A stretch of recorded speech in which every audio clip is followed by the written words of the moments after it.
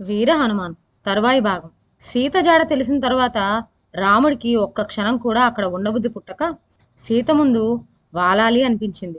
ఆమె భయంకరమైన రాక్షస స్త్రీల మధ్య ఉన్నదంటేనే అతను భరించలేకపోయాడు.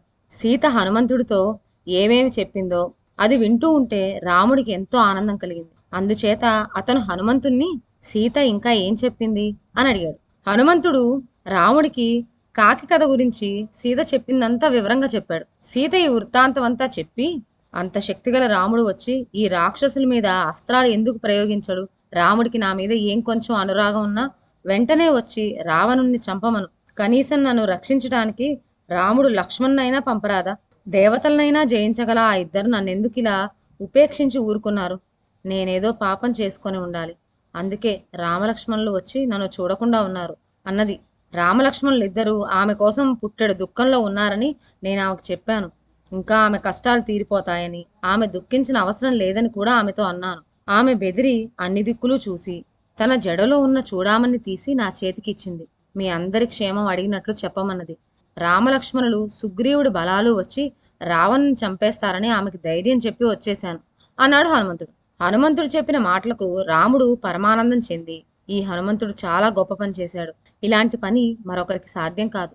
సముద్రాన్ని దాటగల వాళ్ళు ఈ హనుమంతుడు తర్వాత గరుత్మంతుడు, వాయుదేవుడు మాత్రమే ఉన్నారనుకుంటాను. లంకలో ప్రవేశించి ప్రాణాలతో బయటపడటం మాత్రం మాటలా? మొదట ప్రవేశించటమే మరొకడికి సాధ్యం కాదు. హనుమంతుడు సుగ్రీవుడి ఆజ్ఞలను మాత్రమే నిర్వర్తించక స్వతంత్రించి అశోకవనం ధ్వంసం చేయటము, రాక్షసులను చంపటము, లంకను తగలబెట్టడము మొదలైన సాహస కార్యాలు కూడా చేశాడు. ఇలా చేసి అతను సుగ్రీవుడికి అధికమైన సంతోషం కలిగించాడు. ఇతను చేసిన పని మా రఘువంశానికి అంతటికి మేలు కలిగించింది. కాకపోతే ఈ హనుమంతుడికి తగిన సత్కారం చేయలేని స్థితిలో ఉన్నానే అని నేను బాధపడుతున్నాను. నా ప్రాణాలు, సీత ప్రాణాలు కాపాడిన హనుమంతుడి రుణం ఏమిస్తే తీరుతుంది? ఒక్కసారి అతన్ని ఆలింగనం చేసుకుంటాను అంటూ హనుమంతుణ్ణి గాఢలింగనం చేసుకున్నాడు. తరువాత రాముడు కొంచెం ఆలోచించి, వానరసేనులు సముద్రాన్ని దాటి అవతల గట్టుకు చేరేది ఎలా? ఆ మాట తలుచుకుంటేనే నాకు భయంగా ఉన్నది. సీతాదేవికి ధైర్యం చెప్పినట్లు కాదు. సముద్రాన్ని దాటే ఉపాయం ఏమిటి అంటూ హనుమంతుని చూసి విచారంలో పడ్డాడు. అప్పుడు సుగ్రీవుడు ఇలా అన్నాడు. రాముడా, ఎందుకు విచారిస్తావు? సీతాదేవి ఉన్న చోటు, శత్రువు ఉన్న చోటు తెలిసిన మీదట మిగిలిన సమస్యలు ఏవీ శత్రువును చంపడానికి అడ్డం రావు. మనం సముద్రానికి సేతువు కడదాం. రావణుని చంపి సీతాదేవిని తీసుకువద్దాం. సేతువు కట్టి లంకానగరం మన కంటపడగానే రావణుడు చచ్చినవాడి కింద జమ. ఇప్పుడు నీకు కలగదగినది విచారం కాదు, క్రోధం. సముద్రంలో ఎలా దాటాలన్నది మాతో పాటు నువ్వు కూడా ఆలోచించు. సేతువు కాకపోతే మరో మార్గానైనా సముద్రాన్ని దాటి తీరుతాం. రావణుడు చచ్చి తీరుతాడు, నీకు జయం కలిగి తీరుతుంది. రాముడు హనుమంతుడికేసి తిరిగి, సముద్రాన్ని సేతువు కట్టి గాని, సముద్రాన్ని ఎండగట్టి గాని, తపస్సు చేసి కానీ ఏదో విధంగా సముద్రాన్ని దాటవచ్చు అనుకుందాం. పోతే లంకానగరానికి ఎన్ని దుర్గాలున్నాయి? సైన్యం ఏ పాటి ఉన్నది? ద్వారరక్షణ ఏ విధమైనది? ప్రాకారాలు మొదలైనవి ఎలా ఏర్పాటై ఉన్నాయి? ప్రత్యక్షంగా చూసి ఉన్నావు గనక నాకు వివరించి చెప్పు అని అడిగాడు. హనుమంతుడు రాముడికి ఇలా చెప్పాడు. లంకానగరం మహావిశాలమైనది. అక్కడ అసంఖ్యులైన రాక్షసులు సుఖ సంతోషాలతో ఉన్నారు. ఎక్కడ చూసినా రథాలు, ఏనుగులు, గుర్రాలు కనిపిస్తాయి.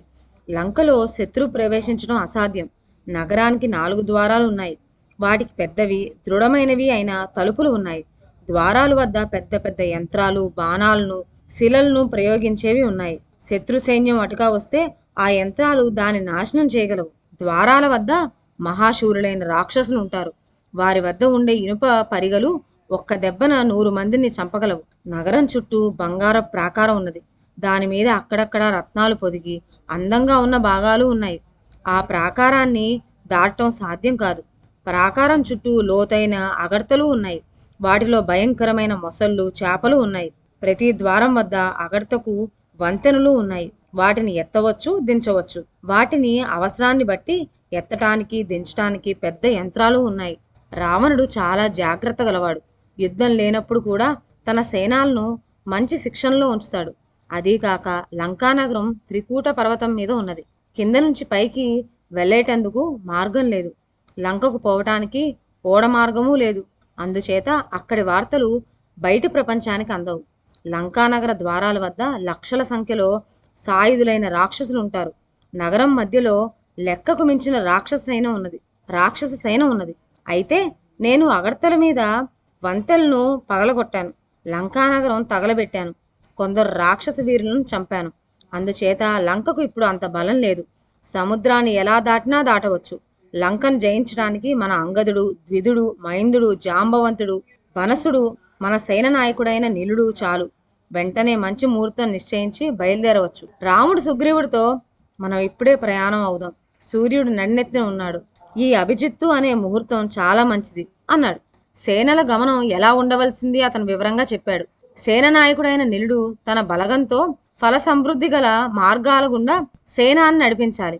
శత్రువులు ముందుగా ఆ ప్రదేశాలను ధ్వంసం చేయకుండాను, వాళ్ళు పల్ల ప్రదేశాల్లో మాటు వేసి ఉండి అకస్మాత్తుగా మీద పడకుండాను జాగ్రత్తగా ఉండాలి. సేనలు నడవబోయే మార్గాలను ఆకాశ మార్గాన ముందుగా వెళ్ళి తెలుసుకోవాలి.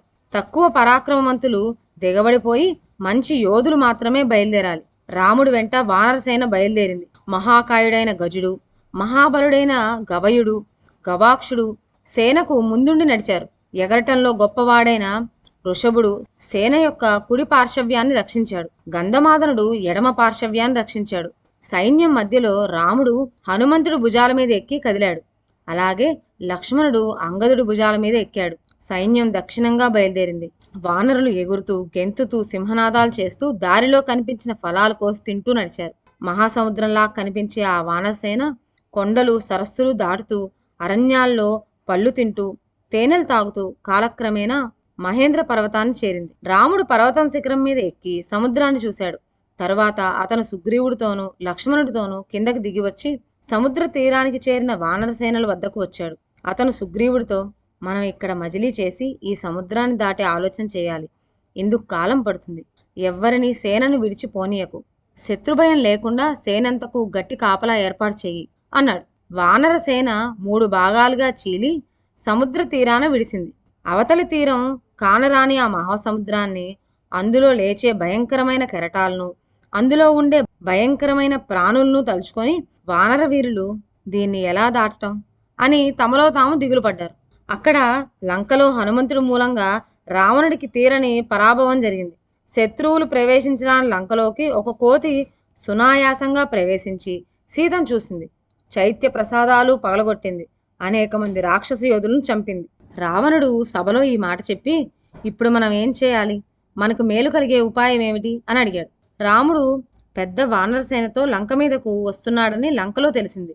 రాముడి సేనలు సముద్రాన్ని దాటుతాయన్నది కూడా రావణుడు నమ్మాడు. తన సేనకు వానర సేనకు మధ్య యుద్ధం జరిగితే తన పట్టణానికి సైనకు అపాయం కలగకుండా ఉండే మార్గం అతను తెలుసుకోగోరాడు. ఆలోచన లేని రాక్షసులు, రాజా, మనకు అంతులేని సైన్యం ఉన్నది, అద్భుతమైన ఆయుధాలు ఉన్నాయి, ఎందుకు విచారం అన్నారు.